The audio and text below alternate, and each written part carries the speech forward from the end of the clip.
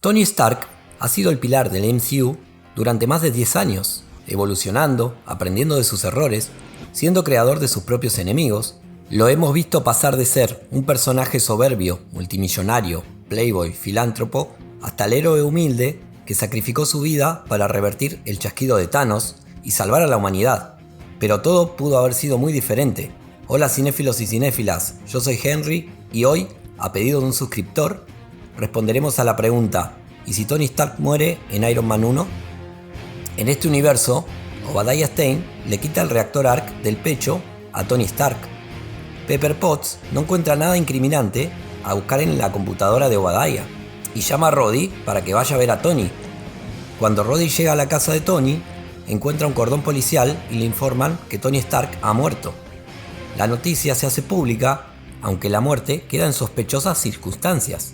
Obadiah, como CEO de Stark Industries, se hace con todos los activos de Tony, ya que no había herederos, incluyendo el Mark II y el Mark III, pero solo con un reactor Arc, ya que el que Pepper le había regalado a Tony desapareció misteriosamente luego de la muerte de Tony. Quentin Beck es designado como líder científico del programa Iron Man, que consta en desarrollar reactores Arc miniatura y crear armaduras para uso militar. Stane se reúne con el general Ross y cierra un trato con el ejército de los Estados Unidos, pero tiene un problema, ya que no ha podido deshabilitar los protocolos para que cualquier persona pueda usar el traje Iron Man, por lo que convocan al coronel James Rhodes, que es el único que puede usar el traje. Rhodey habla con Pepper y le cuenta que será piloto del Iron Man. Pepper le dice que Tony sospechaba de Obadiah y que murió en extrañas circunstancias. Rhodey le dice que aprovechará su posición para descubrir la verdad. Días después, en la Universidad Culver, Bruce Banner junto con Betty Ross fueron a conseguir data de un posible tratamiento para curarse de Hulk. Aparece Natasha Romanoff y le dice que deben irse, que lo van a capturar. Bruce le dice que no puede irse aún, que necesita esa información. En ese momento, la universidad se llena de militares. Bruce se transforma en Hulk debido al gas que le han lanzado y se descontrola. Allí entran en acción Iron Man y Sam Wilson, quien forma parte del programa experimental del ejército Falcon. Luchan contra Hulk, aunque no logran hacerle daño. Finalmente Hulk vence a Iron Man y a Falcon, toma a Betty y huyen de ahí. Ross queda muy conforme con la performance del Iron Man y le exige a Obadiah la creación de más trajes. Obadiah habla con Quentin Beck, quien le dice que el proceso de miniaturizar un reactor Arc es muy complejo y aún no lo ha logrado. 2 años han pasado y el ejército no ha podido localizar a Banner, ya que Black Widow, a petición de Nick Fury, lo ayuda a permanecer ilocalizable. Scott Lang es un ingeniero que trabaja para Stark Industries y descubre que Obadiah Stane vende armas en el mercado negro y lo expone públicamente. Se genera una gran controversia mediática, pero finalmente Scott es enviado preso por difamación. Unos meses después, es liberado y contratado por Hank Pym, quien le cuenta que Pym Industries es una empresa de tecnología, pero también es una fachada para su verdadera tarea, que es evitar que tecnologías peligrosas caigan en manos equivocadas, como por ejemplo esto, y le muestra el reactor Arc miniatura que Pepper le había regalado a Tony. Le propone que sea el nuevo Ant-Man y le presenta a Hope, Sam Wilson y Bruce Banner, quienes conforman los Secret Avengers, una división secreta de S.H.I.E.L.D. que responde directamente a Nick Fury. Ese mismo año, Ivan Vanko sale de prisión y se entera de la existencia de Iron Man. Decide intentar llevar a juicio a Industrias Stark, ya que su padre es co-creador del reactor Arc. Pero Obadiah le propone trabajar para Industrias Stark y reemplaza a Quentin Beck por Vanko. Quentin Beck, resentido por la situación, se reúne con Justin Hammer, principal competidor de Industrias Stark, a quien le vende información sobre el proyecto Iron Man. Scott Lang le cuenta a Hank y a Hope que cuando descubrió que Obadiah Stane vendía armas en el mercado negro, también descubrió que estuvo involucrado en el secuestro de Tony Stark en Afganistán. Hank decide subir esa información a internet de forma anónima. Rhodes, al enterarse de ello, enfrenta a Stane, quien luego de una fuerte discusión termina admitiendo todo. Stane es arrestado y el ejército corta los fondos del programa Iron Man. Vanko es despedido de Industrias Stark, Rhodes renuncia al ejército y Falcon lo recluta para que se una a los Secret Avengers. En el año 2011, S.H.I.E.L.D. encuentra y descongela al Capitán América, quien se une a S.H.I.E.L.D. y junto con Black Widow lideran el equipo Strike. Iván Banco es contratado por Hammer Industries para continuar con el programa Iron Man. Thor llega a la Tierra. Shield le sustrae la investigación a Jane Foster y el equipo Strike, junto con Hawkeye, ayudan a Thor a vencer al Destructor. Al mismo tiempo, Ant-Man y Wasp se infiltran en Industria Hammer y destruyen toda la investigación del proyecto Iron Man que Beck le había vendido a Hammer. En el año 2012, Loki llega a la Tierra para conquistarla. Fury activa la iniciativa Vengadores, por lo que el Cap lidera al equipo conformado por Iron Man, Hulk, Black Widow, Hawkeye, Thor, Falcon, Ant-Man y Wasp. Los Vengadores vencen a las fuerzas invasoras y se hace pública la existencia del equipo.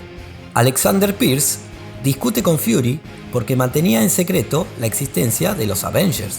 Fury comienza a sospechar de Pierce y decide investigarlo, descubriendo que era el líder de Hydra.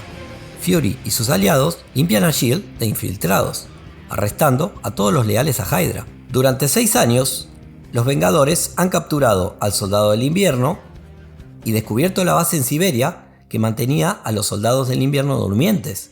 También han evitado el desarrollo del Yellow Jacket, han evitado que Hammer construya y venda Hammer Droids a terroristas, también han desmantelado la Habitación Roja y liberado a las viudas de su control, y han sumado a sus filas a Spider-Man, Widow Yelena y Daredevil. En el espacio, los Guardianes de la Galaxia hablan sobre las gemas del infinito y los planes de Thanos, y Gamora les cuenta que la gema del alma se encuentra en Vormir. En ese momento se revela que los Guardianes de la Galaxia están muertos y que Thanos, usando la gema de la realidad potenciada por la gema del poder, ha manipulado a Gamora para obtener la ubicación de la gema del alma. En Asgard, Odín fallece, Hela se libera de su prisión y Thor debe convocar a Surtur para que la venza, destruyendo Asgard en el proceso. Luego, la nave de refugiados asgardianos es atacada por Thanos, obtiene la gema del espacio y Heimdall envía a Thor a la Tierra. Antes de continuar, suscríbete si te gusta el contenido y activa la campanita para no perderte ninguno de los próximos videos. Thor llega al Sanctum Sanctorum y Doctor Strange convoca a los Vengadores. Cull Obsidian y Ebony Maw llegan a Nueva York y pelean con los Vengadores.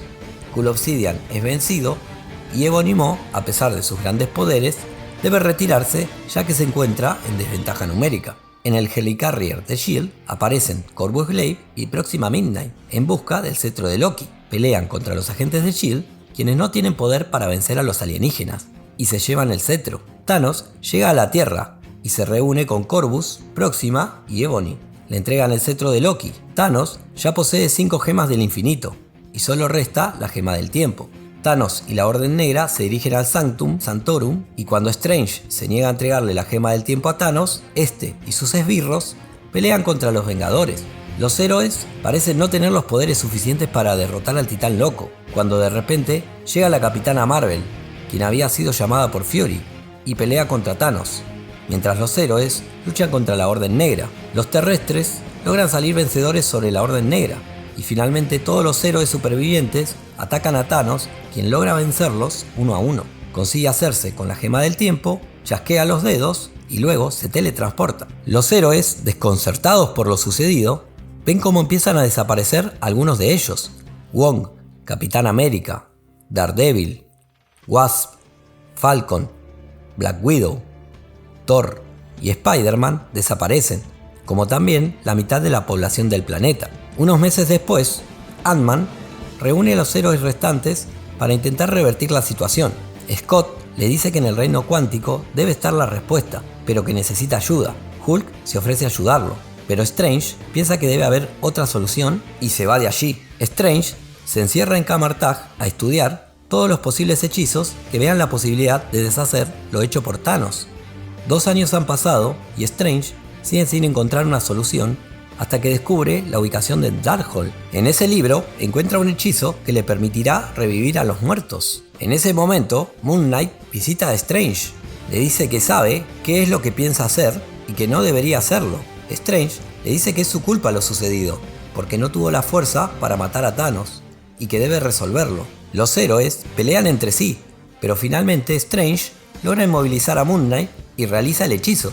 Los muertos regresan a la vida, pero no como se los conocía, regresan poseídos por energía de la dimensión oscura.